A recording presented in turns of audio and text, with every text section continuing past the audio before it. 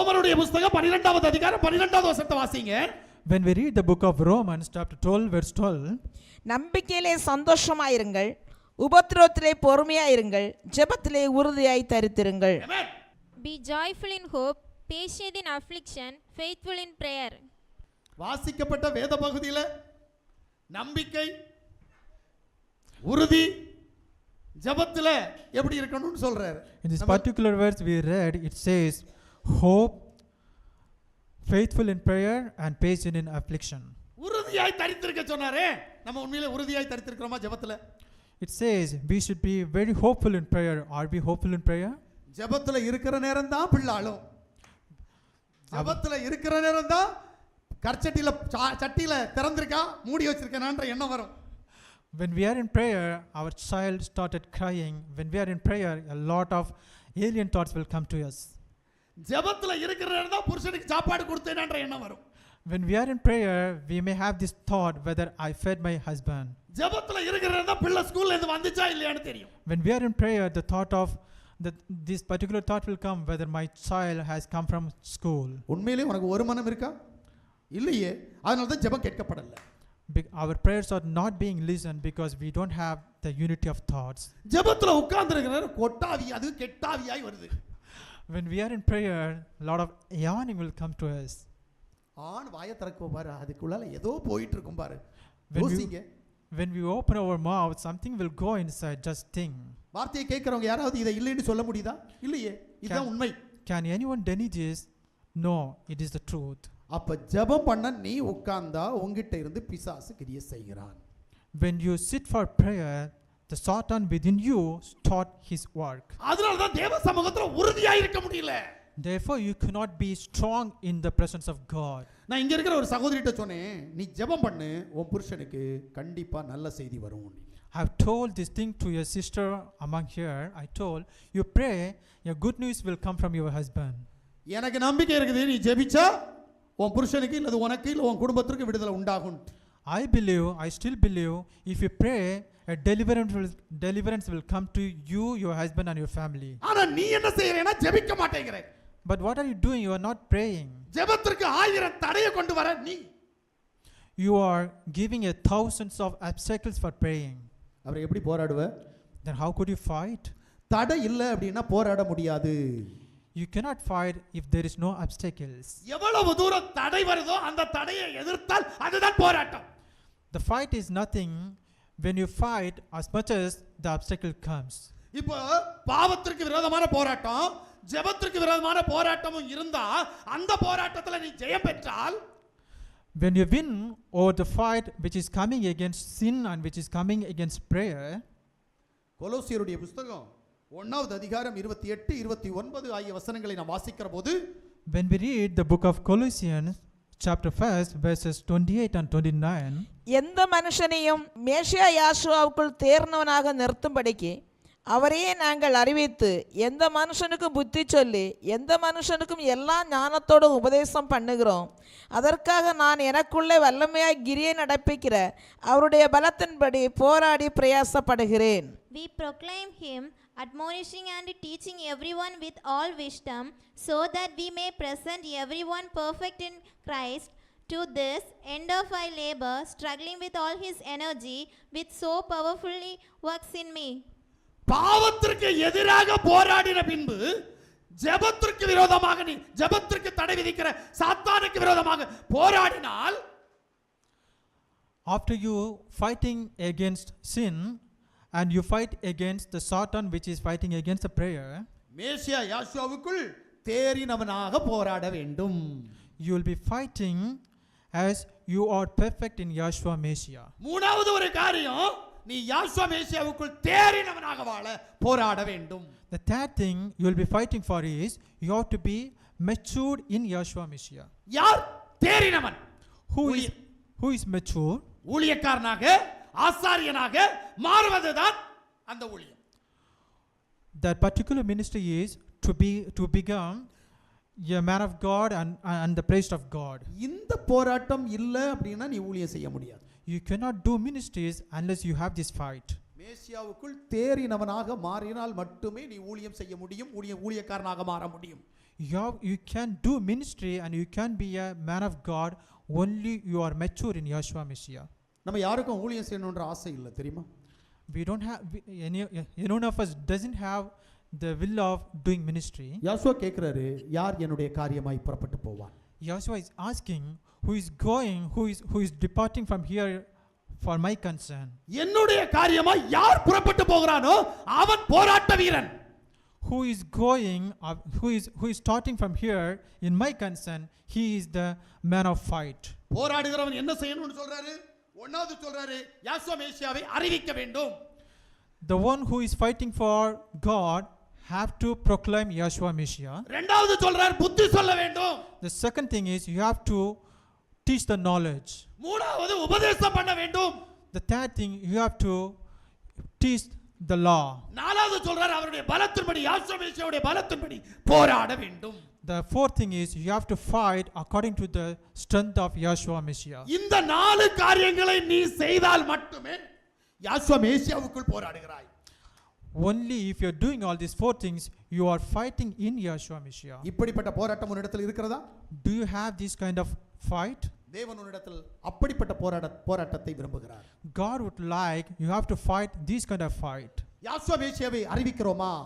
Are we proclaiming Yeshua Messiah? யாசுவா மேசியாவுடைய நாமத்தை பிரஸ்தாபப்படுத்துகிறோமா?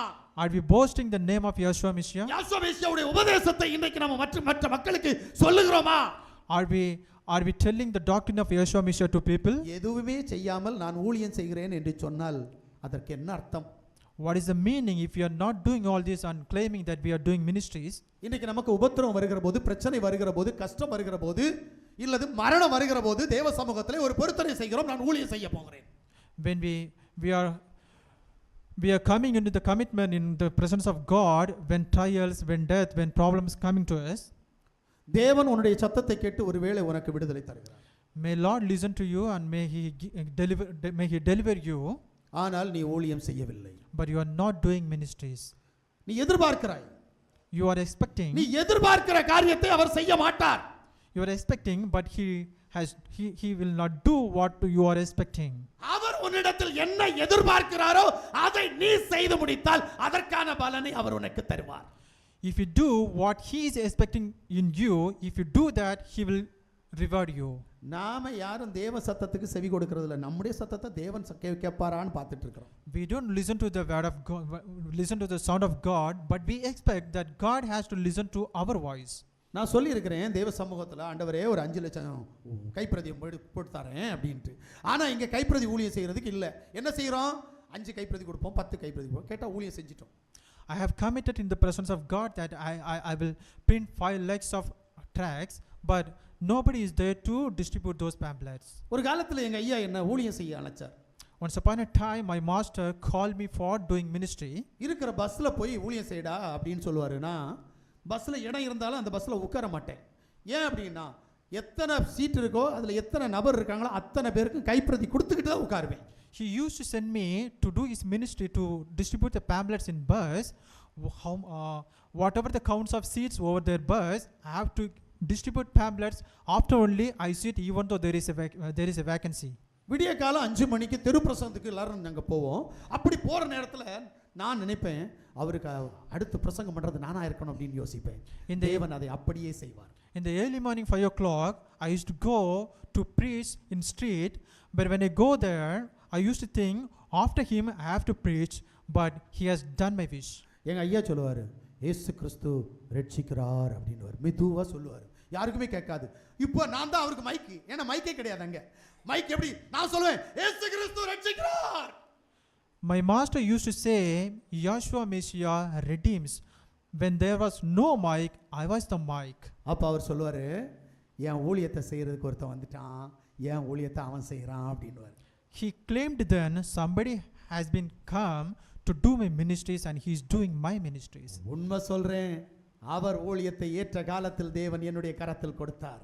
I'm telling truly that the ministry was given unto me on his particular time. அதுதான் தேவனுங்க, அதுதான் தேவ வல்லமை, அதுதான் தேவனுக்கு கீழ்ப்படிதல், அதுதான் பலன். It was God, it was the power of God, it was the power which was given by obeying the word of God. 2 தீமோத்தேயுடைய புத்தகம் 3வது அதிகாரம் அதனுடைய 16வது வசனத்தை வாசிங்க. When we read 2 Timothy chapter 3 verse 16, வேத வாக்கியங்கள் எல்லாம் தேவ ஆவியினால் அருளப்பட்டிருக்கிறது. தேவனுடைய மனுஷன் தேர்ந்தவனாகவும் எந்த நற்கிரியையும் செய்ய தகுதி உள்ளவர்களாம் இருக்கும்படியாக. All scriptures is breathed and is useful for teaching, rebuking, correcting and training in righteousness. தேவன் என்ன சொல்றார்? தேவனுடைய மனுஷன் தேறினவனாகவும் எந்த நற்கிரியைகளையும் செய்ய தகுதி உள்ளவனாகவும் இருக்க வேண்டும். what God says, the man of God should be well matured and do all the right deeds. நீ தேவனுடைய பிள்ளைன்னு பேர் எடுக்கிறதுக்கு விரும்புறல? நற்கிரியை இருக்கா? தேவ சித்தம் செய்றியா? இல்லையே. அப்புறம் எப்படி நீ தேவனுடைய பிள்ளை? You want to be the child of God, but are you doing good deeds? Are you doing righteousness? Then how could you be the child of God? தேவன் என்ன விரும்புகிறார்? உபதேசம் பண்ணணும், கடிந்து கொள்ளணும், சீர்திருத்தணும், What God, நீதியின்படி படிப்பிச்சு கொடுக்கணும், அவங்களுக்கு படிப்பினை செஞ்சு கொடுக்கணும். what God likes, you have to teach, you have to preach, you have to rebuke, you have to correct and training in righteousness. இது நம்மகிட்ட இருக்கா? Do we have all this? கடிந்து கொண்டா போதும், அப்போ பாஸ்டர் எப்ப பார்த்தாலும் எங்களை திட்டிட்டு இருக்கிறார்.